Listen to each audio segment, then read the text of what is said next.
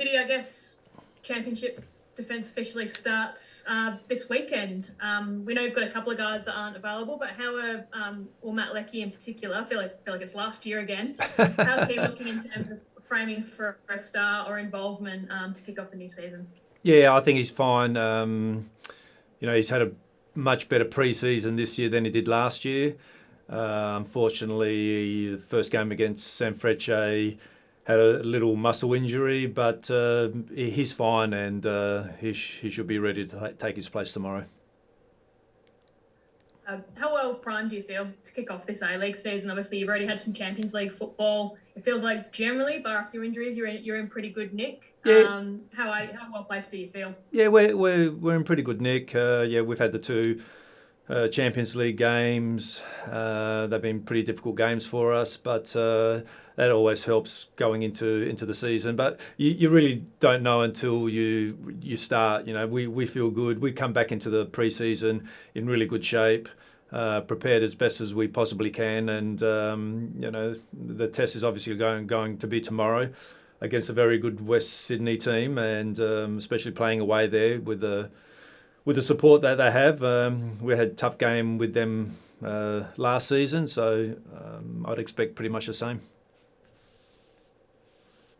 Biddy, being the champions this season, how, I guess, internally, your team's attitude won't change. Sort of, how do you think other teams are going to be treating you guys now?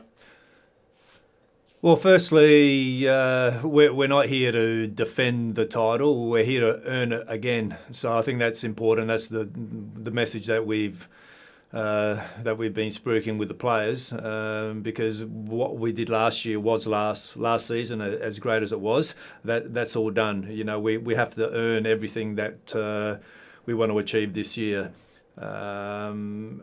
And to be honest, we're not going to change our approach. We're trying to do what we were doing last year, trying to do that much better, and that's all we can do. At the end, as I said, we're going to play up against a very, very good opposition. In the first game, you never know what's going to happen, but the way I see, some of the pre-season games and the teams that we played, I think it's going to be another tight season. Do you think with the reduction of teams and the sprinkling of West United players to other clubs that it'll be a stronger league?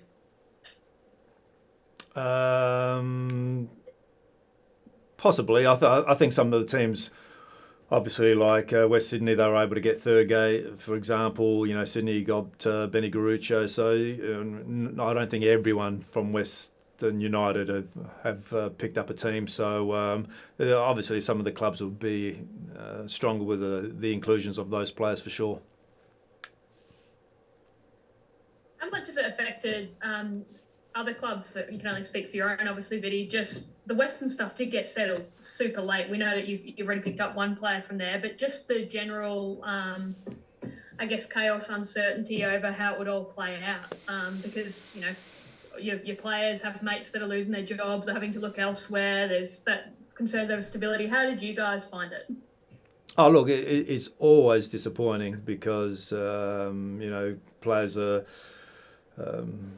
lose their employment, and when it comes to you as a bit of a shock, it's always harder to take. So it's always difficult. We had 2 or 3 of their players here anyway.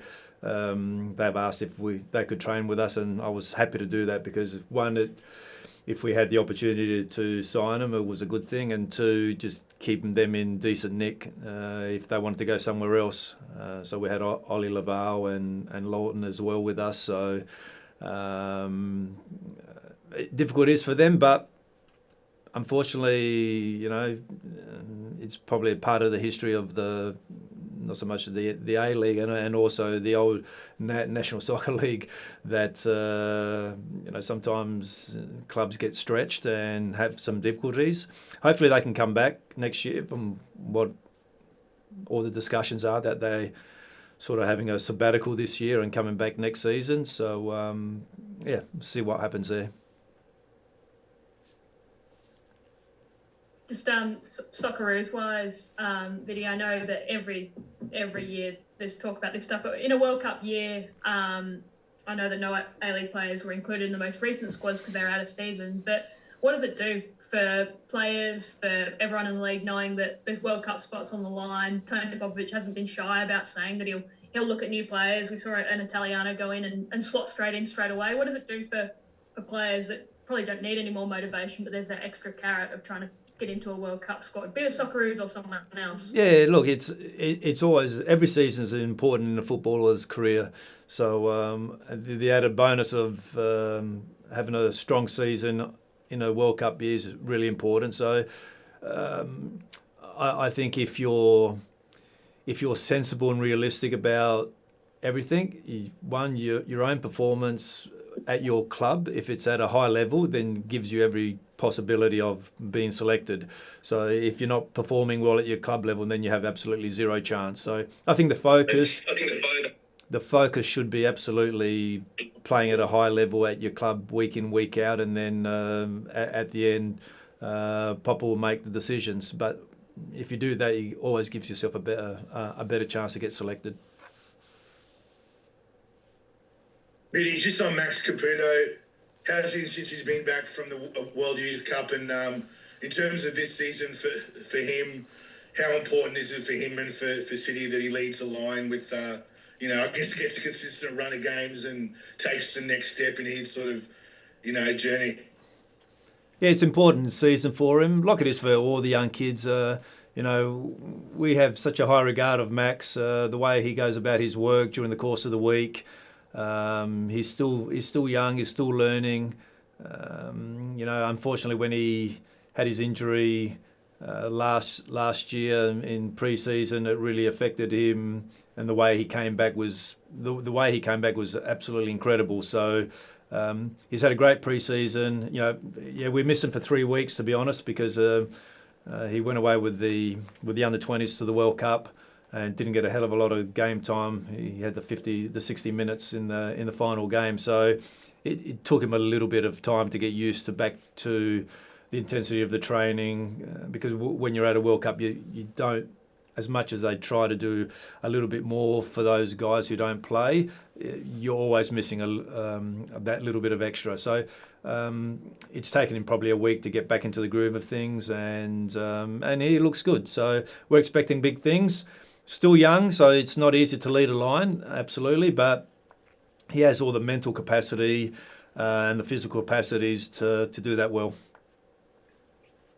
And mate, with Ferreira and Suprayan, what's the plans for Kai Trewin? Do you see him as a centre back or as a number 6? Oh, we got the options of doing both, to be honest. We saw Kai last year, majority of the time play as a centre back, and then every now and then we popped him into the midfield, which he can do. So, and we've worked with him this season in both positions, in the pre-season, in both positions anyway. So it gives us a hell of a lot of flexibility, and we'll need that, through the course of the next couple of weeks as well. We've got the ACL game on Tuesday, the following Tuesday, and then the one against Machida after after the Perth game. So we've got a pretty hectic couple of weeks. So we need that flexibility and the possibility of making rotations as well. I know it all came good in the end last year, Viddy, but obviously the injury situation was so difficult, and now you've got to juggle 2 campaigns at once. What did you learn from last year? What can you implement to get yourself through, especially this really hectic part of the season, and maybe not have to do so much catch-up work in a sense?